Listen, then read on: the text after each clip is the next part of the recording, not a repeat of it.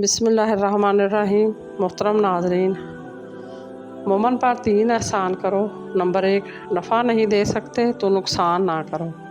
Number 2, खुश नहीं कर सकते तो रंजीदा ना करो। नंबर 3, तारीफ़ नहीं कर सकते तो बुराई ना करो। इंसान का दिल में खुदा की मेहरबानी से एक ऐसा तार मौजूद होता है कि वो लौट कर अपने रब की तरफ ज़रूर आता है, चाहे वो किसी भी रूप में आए। मौत इंसान को मार देती है, लेकिन अच्छे लोग हमेशा ज़िंदा रहते हैं, लोगों के दिलों में और लफ्ज़ों में और दुआओं में। सारे दिन के बाद जब बिस्तर पर जाएं तो कम से कम 2-4 मिनट अल्लाह से बातें ज़रूर किया करें। कोई तकलीफ़, किसी मुश्किल के हल की इल्तिजा, किसी दुख पे आंसू, किसी गुनाह पे नदामत, इंशाअल्लाह आपकी ज़िंदगी बदल जाएगी। वैसे मेरा ये मामूल है, आपको जो सही लगे। हर चीज़ का सदका होता है और अक्ल का सदका ये है कि जाहिल की बात को बर्दाश्त करो। रसूलुल्लाह सल्लल्लाहु अलैहि वसल्लम ने फरमाया, रास्ते से पत्थर, कांटा और हड्डी हटाना सदका है।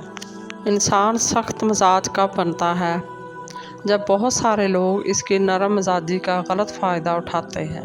दुआएं करवाई नहीं जाती, दुआएं ली जाती हैं। किसी का मुश्किल वक्त में साथ देकर तो किसी की मुस्कुराहट की वजह बनकर। ज़िंदगी में कभी भी अपने हुनर पर गुरूर मत करना, क्योंकि पत्थर जब भी पानी में गिरता है तो अपने ही वज़न से डूब जाता है। जो लोग आपसे हसद करते हैं, इनको आपकी खूबियों का सबसे ज़्यादा इल्म होता है, और जो लोग आपकी पीठ पीछे बुराई करते हैं, वो आपकी अच्छाइयों से खौफज़दा होते हैं। अपनी रूह का सौदा किसी भी चीज़ के साथ मत करो।